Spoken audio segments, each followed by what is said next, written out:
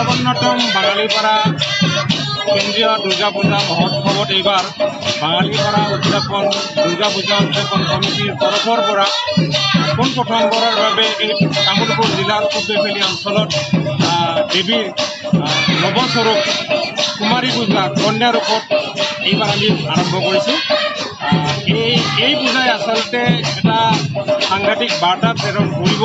সেইকাৰণে যে সাম্প্ৰতিক সময়ত মানুহৰ মাজত জাতিগত বিভেদ বা হত্যা হিংসা লুণ্ঠন কন্যাৰ প্ৰতি যি আপোনাৰ কিছু সংখ্যক লোকৰ যি মনোভাৱ, এই পূজাই আশা কৰোঁ ৰাইজৰ মাজত এটা প্ৰভাৱ বিস্তাৰ কৰিব। কাৰণ এই কুমাৰী দুৰ্গা দেৱীৰ 9টা স্বৰূপত পূজা কৰা হয়।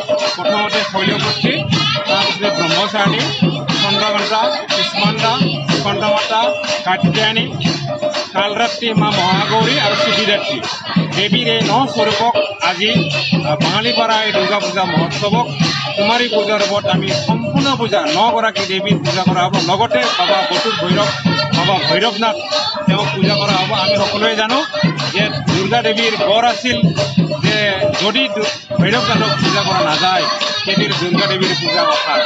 আশা কৰিছোঁ আজিৰ এই পূজাখনত সমগ্ৰ পূববেফালী অঞ্চলৰ ৰাইজে অংশগ্ৰহণ কৰিব আৰু দেৱীৰ ওচৰত তেওঁলোকৰ মনোবিশ্ব পূৰণৰ কাৰণে তেওঁলোকে প্ৰাৰ্থনা জনাব।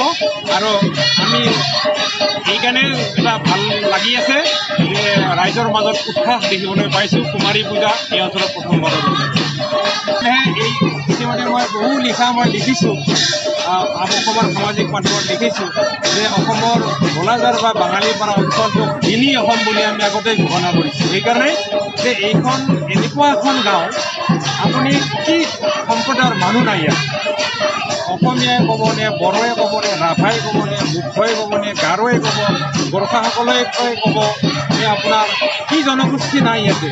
আচৰিত, বিহাৰী সম্প্ৰদায়, ৰাজস্থানী, মাৰোৱাৰী সম্প্ৰদায় হওক, আপুনি কি সম্প্ৰদায় ইয়াত লাগে।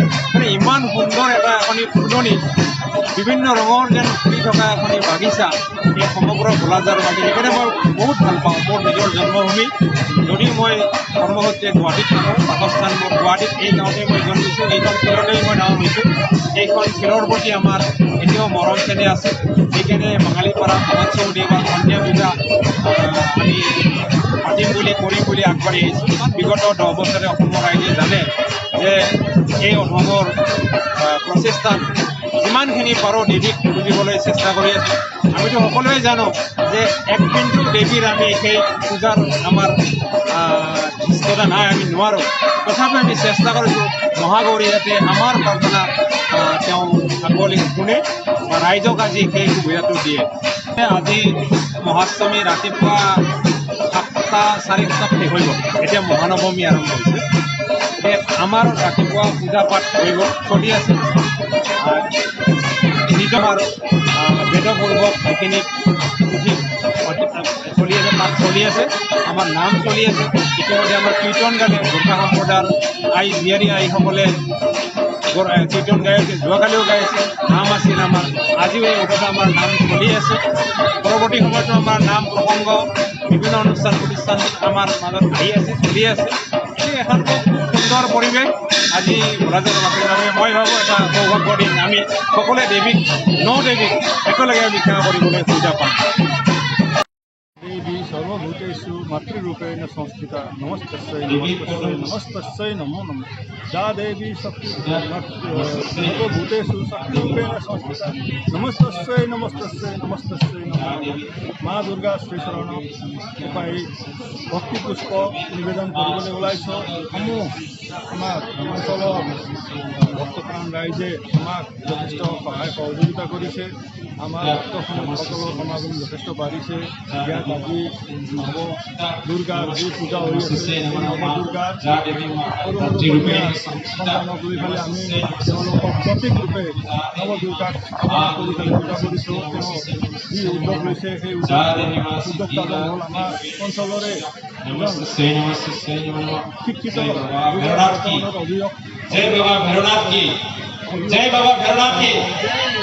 শ্ৰী ব্ৰজেন কাকতি, তেখেতৰ পৰিয়ালে যাতে আহি